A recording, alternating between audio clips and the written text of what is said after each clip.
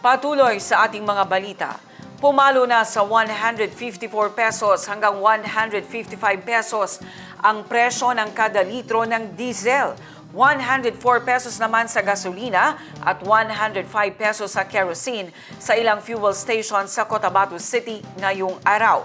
Ito'y kasunod ng panibagong oil price hike na abot sa 8 hanggang 18 piso kada litro ang itinaas sa presyo.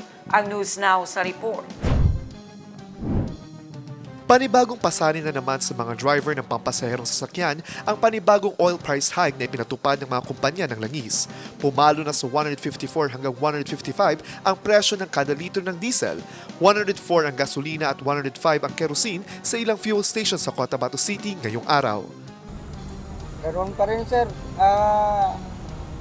wala rin kami may uwi, konti lang. Kasi yung dagdag na 5 piso, para rin sa gasolina, hindi rin mapunta sa amin, sa gasolina mapunta. Ayon sa ilang estudyanteng nakausap ng news team, malaki na ang naging epekto ng pagtaas ng pamasahe sa kanilang pang-araw-araw na gastusin. Imbis na mapunta sa pagkain at school supplies ng kanilang baon, napupunta na lamang ito sa pamasahe, kaya napipilitan na rin silang maglakad upang makatipid. So malaki po ang epekto nito sa amin. Una-una yung pamasahe, dagdag pamasahe. Kasi pag magbayad po kami ng nasa 12 to 10, hindi nila tinatanggap. So kailangan more than 15 to 20. Tapos crisis pa. So napakalaking impact ito sa amin na kumbaga siyempre nagiging lang sa amin para mag-aral. Minsan naglalakad na lang kami kahit mainit pa. Kasi wala pa masay.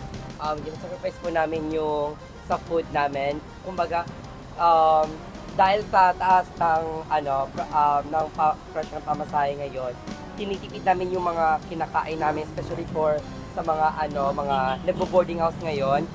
They are so gipit na talaga because of the taas presyo of pamasahe. Sana crisis pa naman, sana bumaba yung yung pamasahe kahit 3 lang o di kaya 2. And ang hirap kasi sir, yung ibang nagbebenta ay sinasabay nila yung presyo sa pagtaas ng gasolina. Example, kung hindi naman sila nakapagkumpra, yung dating presyo tinatasan nila kasi sasabihin nila mahal na yung pamasahe, tumaas yung gasolina. So sinasabay nila. So sana mabawasan man lang yung pamasahe kahit 2 lang o di kaya 3, okay na yung sa amin. Samantala, apektado rin ang maliliit na negosyo sa patuloy na pagtaas ng presyo ng langis tulad ng mga karinderya.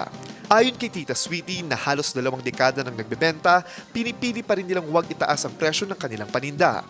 Ang sa akin lang, kahit maliit lang yung tubo namin, as long as diretso, mabilis maubos. Ayoko naman yung maiwanan kami na ng ulam, tapos hindi maubos kasi mahal. Ito sa amin affordable kayo. Marcus Uy, iMinds, Philippines.